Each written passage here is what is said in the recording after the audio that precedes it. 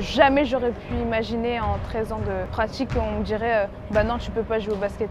Ce que je souhaite, c'est uniquement de pouvoir faire du sport. C'est dingue de dire ça en 2023. Je m'appelle Salimata Sylla, mais tout le monde m'appelle Sally.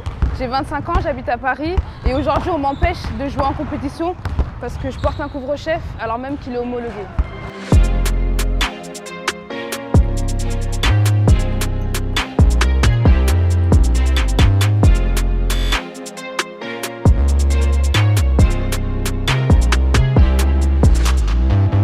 On est parti avec Odin jouer notre match officiel. Je me suis échauffée avec tout le monde et à 2 minutes avant de commencer la rencontre, mon coach me dit que l'arbitre ne me laisse pas rentrer sur le terrain. J'étais bouleversée parce que j'ai fait 3 heures de quart. Je me suis levée un dimanche pour aller jouer le sport que j'aime et que je fais depuis 13 ans. Et on m'interdit parce que j'ai un couvre-chef et un couvre-chef qui est homologué, c'est-à-dire qu'il n'y a aucune question de sécurité ni d'hygiène. Je joue avec depuis plus de 2 ans, ça ne bouge pas, ça ne blesse pas, ça n'étrangle pas. Ça a été fait pour ça, ça a été fait pour la pratique. Il y a une recrudescence de faits similaires recensés un peu partout en France, de jeunes demoiselles qui se retrouvent à ne pas pouvoir pratiquer. Donc non, on n'est pas sur un cas isolé. Moi je l'assimile plus un peu à une chasse aux sorcières parce que c'était effectivement dans les textes depuis 3 ou 4 ans.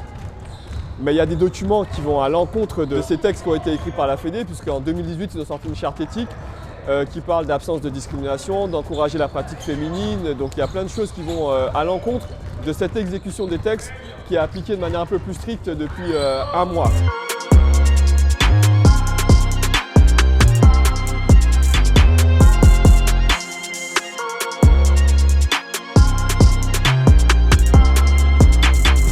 Ma position aujourd'hui, elle est de ne pas incriminer une instance plus qu'une autre, de dire elle est responsable ou elle n'est pas responsable. C'est de dire aujourd'hui il y a une règle, elle n'est pas forcément juste. Qu'est-ce qu'on fait pour que personne ne soit lésé, mais qu'on puisse justement ne pas discriminer. Aujourd'hui le sport, c'est un espace hors du temps parce que légalement, il n'y a rien dans les textes de loi qui disent qu'on ne peut pas faire du sport avec un voile. Est-ce que tu imaginais qu'un jour on puisse t'exclure du terrain?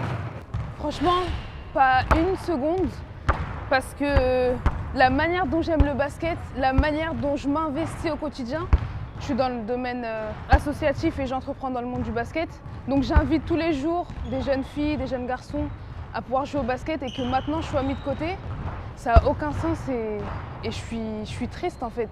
Parce que je ne peux pas être dans mon quotidien, parler basket, manger basket, vivre basket, partager basket et que derrière on me dise bah non tu ne peux pas jouer pour ce que tu es.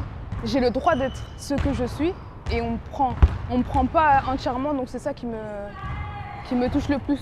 Il n'y a pas de raison que certaines femmes puissent avoir le privilège de jouer et que certaines autres soient contraintes dans leur liberté de pratiquer leur sport. Et ce simple fait-là, déjà, c'est juste écœurant. À une époque, c'est vrai qu'il n'y avait pas forcément les outils adaptés à leur pratique. Donc c'était un foulard un peu attaché de manière un peu succincte avec une épingle. Donc je peux comprendre cette époque. Aujourd'hui, il y a des équipementiers type Nike ou Jordan ou autres qui permettaient justement aux femmes de pouvoir pratiquer le sport avec justement une technologie plutôt avancée. C'était plutôt plaqué, donc plutôt sécurisant. Donc aujourd'hui, la partie sécuritaire, il n'y a aucun danger pour les gens qui vont affronter. Si on oblige les gens à être en dehors d'un système, ils vont créer leur propre système. Et le but, ce n'est pas de les sortir du système, c'est de les inclure parce qu'on est sur le sport et le sport, c'est de vivre ensemble. Donc si on commence à faire des formes de discrimination, on va forcer le communautarisme et créer quelque chose qui ne va pas forcément être bon pour tout le monde en fait. Là, on va recevoir les JO dans 1 an et des femmes comme moi, des femmes comme une partie des jeunes femmes en France vont pouvoir concourir en France et nous, on est exclus aujourd'hui, donc du coup, j'ai du mal à comprendre. Je vois ça fortement comme une injustice.